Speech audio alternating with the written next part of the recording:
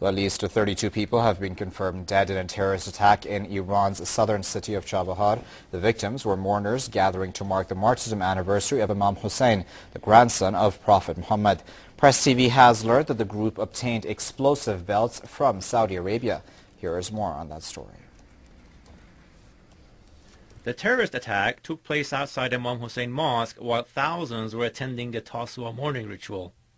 At least 3 terrorists were involved in the attack.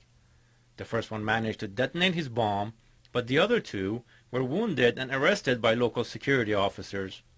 Reports say more than 100 people have been injured. Terrorist group Jundullah almost immediately claimed responsibility for the attack. The organization has a history of terrorist activities in the region. The group was also behind other terrorist operations that killed scores of people in the same province. Leader of Jundullah was arrested by Iranian authorities on February 23rd. He was sentenced to death and executed on June 20th, 2010. Abdul Malik Rigi's arrest shed light on the activities of his organization and the true identity of the advocates of the terrorist group. After Obama's election, U.S. officials contacted us again in Pakistan and met with me. They told me that if I cooperate with them, they would help us financially and militarily, providing weapons and ammunition.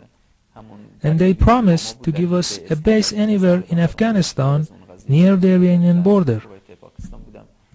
The link between Rigi and the CIA has been confirmed by other sources as well. 2 years ago, investigative journalist Seymour Hersh quoted Robert Baer, a former CIA officer, as saying that Jundullah was benefiting from U.S. support. General Misra Aslam, Pakistani's former army chief, has also charged that the U.S. has been supporting Jundullah with training and other assistance, a charge the U.S. government denies.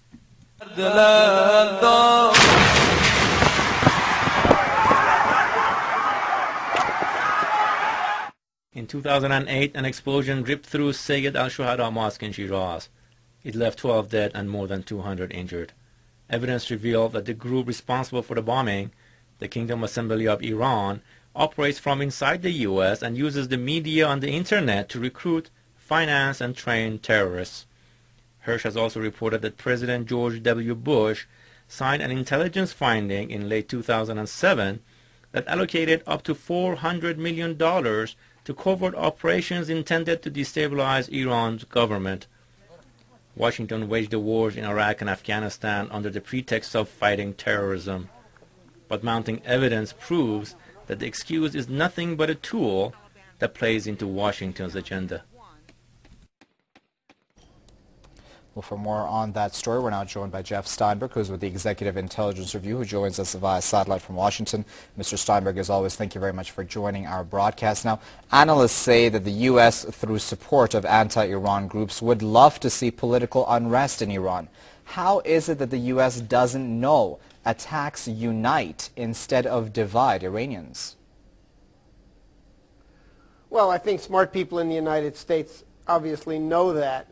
And I think it's important to look back at some of the history to this operation that has come out in the recent WikiLeaks documents. There was a report of a meeting in the summer of 2007 between State Department official William Burns and Meir Dagan, the head of the Israeli Mossad.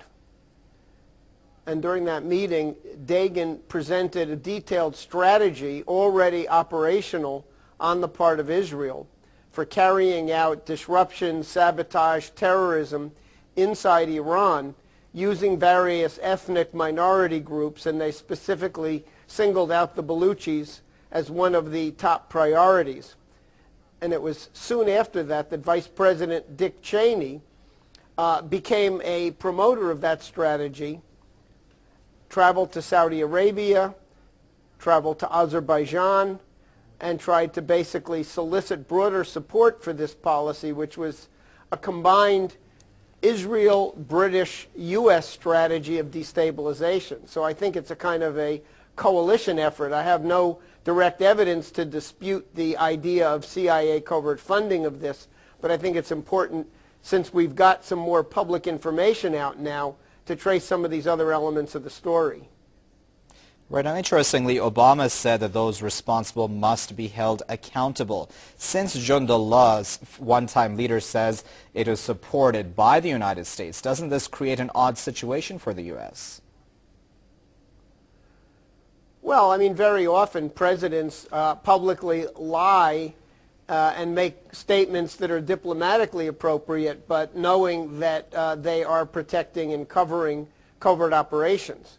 If indeed this is all or in part a U.S. intelligence operation, then President Obama is well aware of it. He would have had to have basically approved of the continuation of the presidential findings signed by President Bush if Sy Hersh's story is accurate on this account. Right. Now, sir, Iran's been accused by the United States of supporting al-Qaeda. Don't deadly attacks in Iran carried out by people loyal to such groups not disprove such illogical accusations? Yeah, I think they do. And I think if you look at some of the other recent documents that have come out publicly through the WikiLeaks passing things on to the London Guardian, you'll see a whole series of State Department cables. I've myself read 39 pages of documents just from 2009 and 2010 with detailed reports of Saudi continued funding and sponsorship of Al-Qaeda, Taliban, and Lashkar-e-Taiba. That was the last group that was behind the Mumbai attacks in November 2008.